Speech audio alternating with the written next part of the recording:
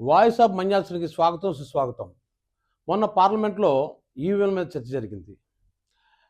ఆ చర్చలో వైసీపీ తరపున మిథున్ రెడ్డి మాట్లాడడం జరిగింది.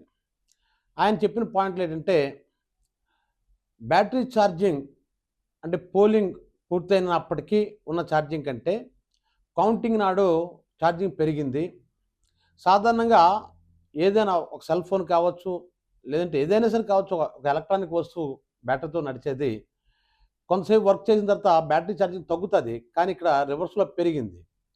అంటే 60% పోలింగ్ ఎండింగ్ అయ్యేటప్పటికి బ్యాటరీ ఛార్జింగ్ తాలూకు శాతం 60 అయితే కౌంటింగ్ రోజు నాటికి 90కి వెళ్ళింది. అది అంటే 30% పెరిగింది. 30 ఇది ఎలా పెరిగింది అని కానీ ఇలా రకరకాల ప్రశ్నలు ఆయన సంధించాడనమాట.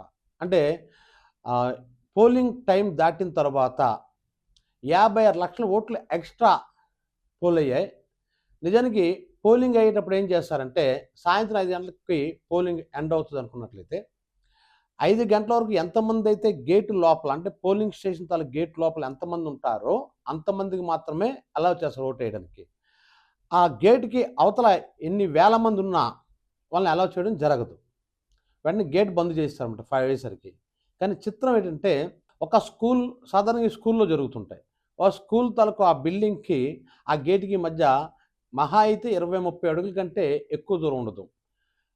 మరి ఈ దూరంలో ఎంతమంది పడతారు?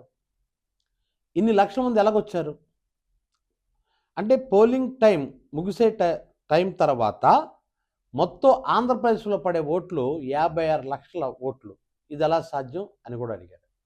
అదేవిధంగా బాలకృష్ణ గారి నియోజకవర్గం అనేటువంటి హిందూపూర్లో ఒక పోలింగ్ స్టేషన్లో ఏం జరిగిందంటే, 400 ఓట్లు ఎంపీకి పడ్డాయట, వైసీపీ ఎంపీకి.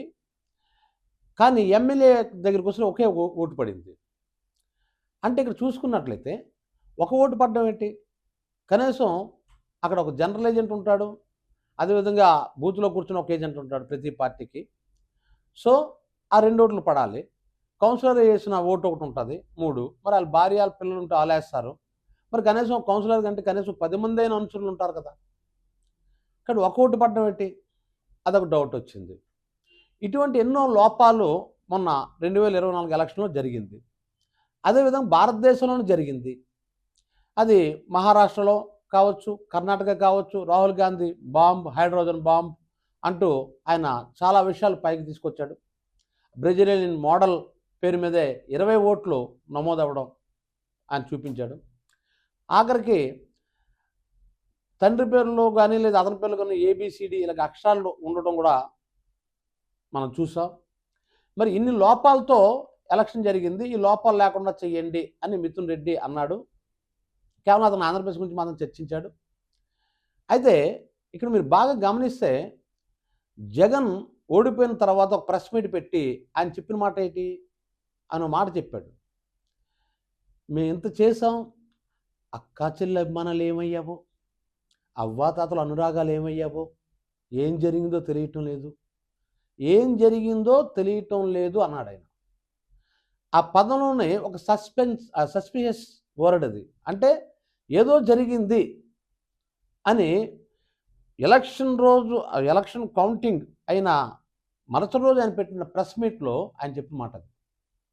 ఏదో జరిగింది, ఏదో జరిగింది ఎవరు చెప్పలేకపోయారు. కానీ అది రాహుల్ గాంధీ ఇండియా లెవెల్లో బయటకు తీసుకొచ్చాడు. ఇది ఇటువంటి ఈవీఎం సిస్టమ్ అనేది అడ్వాన్స్డ్ కంట్రీస్లోనే తీసేస్తున్నారు. ఉదాహరణకి అమెరికా ప్రెసిడెంట్ కూడా అన్నాడు, బ్యాలెట్ ద్వారా ఇంకా ఎలక్షన్ జరిగితే మంచిదని. అలా జర్మనీలో కూడా ఇప్పుడు బ్యాలెట్ ద్వారా జరుగుతుంది, నెదర్లాండ్స్ కూడా బ్యాలెట్ ద్వారా జరుగుతున్నాయి. ఇలా చూసుకున్నట్లయితే ఈవీఎంస్లో లోపాలు ఉన్నాయి, అవి మేనేజ్ చేయొచ్చు అని మొత్తం ప్రపంచంతో అభిప్రాయపడుతుంది. ఎలన్ మస్క్ లాంటి వాడు కూడా చెప్పాడు, ఈవీఎంల ద్వారా మనం ట్యాంపరింగ్ చేయొచ్చు అని క్లియర్గా చెప్పాడు. ఇక్కడ చిన్న విషయం అండి, ఒక ల్యాబ్లో ఒక సినిమా అక్కడ ఉంటుండగానే మన ఐబొమ్మ రవి ఆ ప్రింటర్కి ఇచ్చేయటం లేదా? అంటే ఆయన ఎక్కడ ఉన్నాడు? కరేబియన్ దీవుల్లో ఎక్కడ ఉన్నాడు. అక్కడి నుంచి ఇక్కడ హైదరాబాద్ ల్యాబ్లో ఉండేటువంటి ఈ సినిమానే ఆయన చూపించేది వితిన్ గంటలో చూపిస్తాడు అతను. అంటే ఇంత అడ్వాన్స్డ్ అయిపోయేటప్పుడు ఎక్కడనో ఓట్లు తారుమారు ఎందుకు చేయలేరు? ఆ విషయం నేను చెప్పడం లేదు. ఎలన్ మస్క్ లాంటి దేశంలో ప్రపంచంలో గొప్ప వ్యక్తి ఆయనే చెప్పాడు. అలాగే అమెరికాకు చెందిన ఒక హయ్యర్ అథారిటీ అధికారిని చెప్పింది చేయొచ్చని. కాబట్టి ఇలా చేయడానికి అవకాశం ఉండేటప్పుడు మరి ఎందుకు బ్యాలెట్ వైపు రావడానికి ఇష్టపడటం లేదు కూటమి ప్రభుత్వం కానీ, ముఖ్యంగా ప్రధానమంత్రి? ఇది ఎక్కడి నుంచి అనుమానం దారితీసింది? దానికి కారణం ఒకటే, చీఫ్ ఎలక్షన్ కమిషన్ ఆయన్ని ఎన్నుకునేటప్పుడు ఏం చేస్తారంటే, ప్రధానమంత్రి ఉంటాడు ఆ కమిటీలో, అదే ప్రతిపక్ష నాయకుని పెడతారు. అంటే ఇప్పుడైతే మోడీ, రాహుల్ గాంధీ. మరి ఇంకా ఏంటంటే నెక్స్ట్ సుప్రీంకోర్టు చీఫ్ జస్టిస్ని పెట్టాలి. అది రూలు. కానీ ఆ నిబంధన మార్చేశారు. మార్చేసి ప్రధానమంత్రి, హోంమంత్రి, ప్రతిపక్ష నాయకుడు. అందుకే నేను రాహుల్ గాంధీ అన్నాడు. వాళ్ళిద్దరు ఉన్నారు, నేను ఒక్కడిని ఉన్నాను. వాళ్ళిద్దరు ఎవరు చెప్తే వాళ్ళకి ఓటు పడుతుంది, కానీ నేను చెప్పినట్టు పడదు కదా. అంటే ఒకే ప్రభుత్వం నుంచి హోంమంత్రి, ప్రధానమంత్రి, ప్రతిపక్ష నాయకుడు. అప్పుడు ప్రతిపక్ష నాయకుడు ఒకడే అవుతాడు కదా. అసలు ఇది ఎలా ఉండాలి? ప్రధానమంత్రి, ప్రతిపక్ష నాయకుడు, చీఫ్ జస్టిస్ ఆఫ్ ఇండియా ఉండాలి. ఆ ప్రక్రియ ఎప్పుడైతే మార్చేశారో అప్పుడే అనుమానం త్రావిచ్చిందండి. ప్రత్యేకించి ఇక్కడ ఈవీఎంలు మార్పులు ఇవి అవి మనం చెప్పక్కర్లేదు. అక్కడే క్లియర్ కట్గా ఎందుకు ఆ నిబంధన తొలగించారు? చీఫ్ జస్టిస్ ఆఫ్ ఇండియా ఉంటే మీకు వచ్చే నష్టం ఏంటి? అతను ఏ పార్టీ చెందినోడు కాదు కదా, ఆయన పెట్టొచ్చు కదా. ఆయన ఎందుకు పెట్టలేదు? హోంమంత్రి అమిత్ షాని ఎందుకు పెట్టారు అక్కడ? వాళ్ళిద్దరు ఒకటి కాదా? సో నేను రాహుల్ గాంధీ అందుకే ఆరోపణ చేశాను అన్నమాట. అక్కడ నేను వెళ్ళి దిష్టిబొమ్మలాగా అక్కడ ఉండవలసింది తప్ప నేను చేయగలిగింది ఏముంటుందని అడిగాడు. నేను అంటుంది ఏంటంటే, మీరు జాగ్రత్తగా గమనిస్తే ఎలక్షన్స్ ముందు మన పేపర్లోని హోర్డింగ్స్ చాలా హంగామా ఎలక్షన్ కమిషన్ చేస్తుంది. ఏం చేస్తుందంటే, ప్రతి ఓటు విలువైనది, మీ జీవితాలను మార్చేస్తుంది, కాబట్టి ఓటు హక్కును వినియోగించుకోండి అని ఊరిక సంఘంలో మేధావులు అనుకున్న వాళ్ళు కూడా వచ్చి మనల్ని చైతన్యపరచడానికి ట్రై చేసేస్తుంటారు. ఓటేయండి. ఎవడన్నా ఓటేయలేదంటే నువ్వు దేశద్రోహి అన్నట్లు చూస్తారు అటువైపు. అసలు ఎందుకు ఓటేయాలి? ఇప్పుడు మనం అనుకున్నోడికి మనం వేసే ఓటు ఆ నాయకుడికి వెళ్ళకపోతే ఇంకో నాయకుడికి వెళ్తే అప్పుడు ఓట్ల ఎలక్షన్ ఓటు వేయవలసిన అవసరం ఏముంటుంది పౌరులకి? ఏకంగా డిక్టేటర్షిప్ తీసుకుంటే ఏకంగాను అది బెటర్ కదా. ఇన్ని మోసాలు ఎందుకు? ఏకంగా నేనే ఇప్పుడు చైనాలో చూడండి, కొన్ని కమ్యూనిస్ట్ దేశాలు ఉంటాయి, క్యూబా, చైనా, ఒకడే ఆ చచ్చిపోయినందరూ గాడే. మన కిమ్ము, ఉత్తర కొరియా అలా పెట్టించుకుంటే బాగుంది కదా. ప్రపంచంలో అతిపెద్ద ప్రజాస్వామ్య దేశం మన భారతదేశం అని గొప్ప చెప్పుకుంటే, ఆ ప్రజాస్వామ్య దేశం అంటే ఏంటి? ఓటింగ్ ద్వారా మనం ఎన్నుకుంటాం. ఇక డిక్టేటర్షిప్ ఉండదు, నియంతృత్వం ఉండదు. మరి అటువంటి వ్యవస్థలో మనం ఓటేసే ఓటు ఎవరికి వెళ్తుందో కూడా మనం చెప్పలేని పరిస్థితిలో ఉన్నాము అంటే ఇది ప్రజాస్వామ్య దేశం ఎలా అవుతుంది? ఇండైరెక్ట్గా నియంత్రణ దేశం అయినట్టే కదా. వాళ్ళు చెప్పిన వాళ్ళు కదా. ఇప్పుడు కిమ్ ఏం చెప్తే అదే ఉత్తర కొరియాలో, చైనా అధ్యక్షుడు ఏం చెప్తే అదే చైనాలో. మీకు మాట్లాడడానికి ఏం లేవు. పత్రికలు కూడా సెన్సర్ అక్కడ. ఏ వార్త రాసినా ప్రభుత్వం సెన్సర్ చేసి పంపిస్తుంది బయటికి. సో అది బెటర్ కదా. ఇంకా ఎలాగా సోషల్ మీడియాలో ఉన్న వాళ్ళని అరెస్టులు చేస్తున్నారు, మెయిన్ మీడియా వాళ్ళని కూడా అరెస్ట్ చేస్తున్నారు.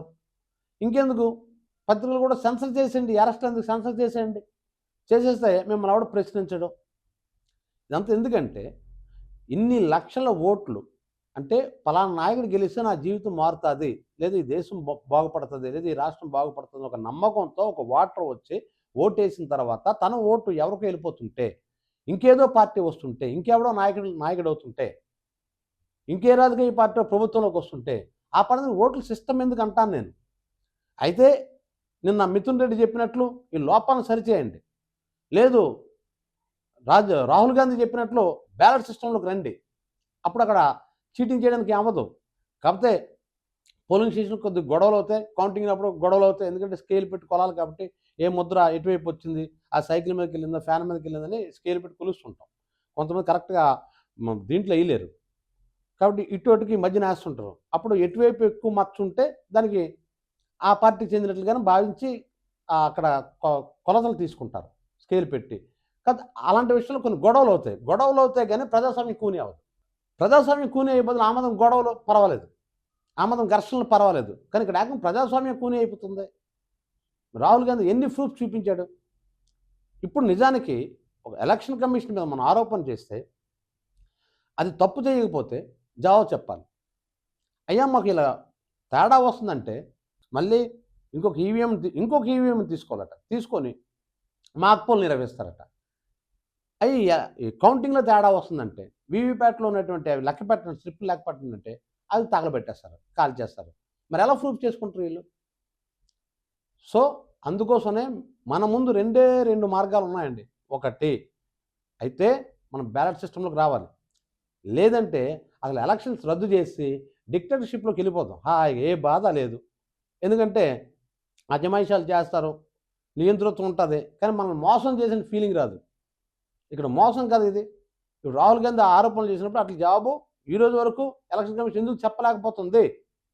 మేము కరెక్ట్గానే చేసాను అంటుంది. ఒకవేళ మీరు కరెక్ట్గా చేస్తే భారత ఎన్నికల సంఘం మీద ఆరోపణలు చేసిన రాహుల్ గాంధీని తక్షణం అరెస్ట్ చేయండి. మీకు దమ్ముంటే అరెస్ట్ చేయండి. మరి తప్పు చేశాడు కదా. ఆయన ఆరోపణ మామూలు చిన్న చితకా వ్యవస్థల మీద చేయలేదు, ఏకంగా భారత ఎన్నికల కమిషన్ మీద చేశాడు. అలాంటప్పుడు మీకు దమ్ము ఉంటే మీరు తప్పు చేయకపోతే రాహుల్ గాంధీని అరెస్ట్ చేయండి. లేదు మీరు తప్పు చేస్తే మీరు ఆ పదం నుంచి వైదొలగండి, చేసిన తప్పు క్షమాపణ కోరండి దేశ ప్రజలను. అయినంత మాత్రం చాలదు అది మామూలుగా అయితే. ఎందుకంటే మీరు చాలా పెద్ద మాత్రం చేసినట్టు. ఒకళ్ళు ఎందుకని తప్పు జరిగి ఉంటే అందుకే తప్పు చేశారా లేదా మాకంటే మీకే బాగా తెలుసు, రాహుల్ గాంధీ కంటే మీకే బాగా తెలుసు. కాబట్టి చీఫ్ ఎలక్షన్ కమిషనర్ గారు మీరు తప్పు చేసి తప్పు అయిపోయింది ఒప్పుకోండి, లేదంటే రాహుల్ గాంధీని అరెస్ట్ చేయండి. ప్రధానమంత్రి గారు క్లియర్ కట్ చెప్తున్నాం, మీరు పని చేయండి, ఏకంగా డిక్టేటర్షిప్ చేసేయండి, దీన్ని మొత్తం రాజ్యాంగాన్ని మార్చేస్తారు. అలాగే మీరు మార్చేస్తారు. సనాతన ధర్మం ఏవో మనుధర్మాలు ఏవో చెప్తున్నారు కదా, మనుధర్మాలు పెడితే అండి మీరు చెప్పడం లేదు. మీ వాయిస్ మీ పార్టీ వాళ్ళు అప్పుడప్పుడు వినిపిస్తున్నట్టు మాకు అర్థమవుతుంది. ఇంకెందుకంటే రాజ్యాంగం రద్దు చేసేయండి. భారతదేశం మరి ఎలక్షన్స్ ఉండవు, ఏకంగా ఒకడే ప్రధానమంత్రి, ఎన్నారైనా ఆయనే ప్రధానమంత్రి. మరి అలాంటప్పుడు మాకు ఎలక్షన్ కమిషన్ టైంలో ఓటేయమని ఎందుకండి మమ్మల్ని చంపడం అండి? ప్రజలు కూడా ఆలోచించాలి. ఈ బ్యాలెట్ పత్ర ద్వారా ఎలక్షన్ అయితేనే ఓటేయడానికి వెళ్ళండి, లేదంటే వేస్ట్. వెళ్ళినా అక్కడ రేపు కాంగ్రెస్ పార్టీ వచ్చిన ఇదే చేస్తుంది. కాంగ్రెస్ పార్టీ వచ్చిన బహుశా ఇదే చేయొచ్చు. అయితే ఇప్పుడు చాలామంది డౌట్ అవుతుంది, మరి గతంలో గెలిచేటప్పుడు అంచండి. కానీ అప్పుడు ఇంతకు చెప్పినట్లు ఎలక్షన్ కమిషన్ ఎన్నుకునే విధానం కానీ అంత సక్రమంగానే జరిగింది. ఎక్కడో ఒకటో రెండో అంశాలు జరగవచ్చు కాక, దానికి ఎలక్షన్ కమిషన్ ఇంత నిర్లక్ష్యంగా సమాధానం చెప్పలేదు.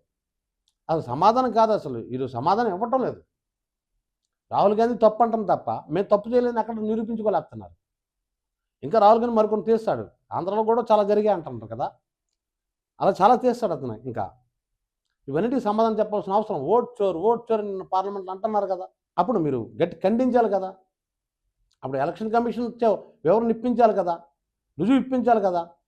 ప్రధానమంత్రి గారు చర్య తీసుకొని జవాబు చెప్పండి అయ్యా, నన్ను ఓట్ చోరు అంటున్నారు, ఎలక్షన్ కమిషన్ ఏం చేస్తాను జవాబు చెప్పు, వాళ్ళు ఆరోపణలు చేస్తున్నారు, నిరూపించు నువ్వు అంటే మీ గౌరవం మరింత ఇనుడింపు చేసేది కదా. లేదంటే ఇప్పుడు గెలిచిన నాయకుడు ప్రజల ద్వారా ఎన్నుకున్నట్ట, అది ఒక్క ప్రధానమంత్రికి సంబంధించింది కాదు, మొత్తం దేశం అంతా గెలిచినోడు ప్రతి వాడుమే మనకు డౌట్ వచ్చేది. ఇప్పుడు ఇది కానీ మేనేజ్ చేసి కానీ గెలిచాడా అని. అందుకు అటువంటి అనుమానం ప్రజల్లోకి రావడం కరెక్ట్ కాదు మన ప్రజాస్వామ్య దేశానికి. ఈ వీడియో మీకు నచ్చినట్లయితే వాయిస్ ఆఫ్ మంజునాథ్కి లైక్ చేయండి, షేర్ చేయండి, సబ్స్క్రైబ్ చేయండి.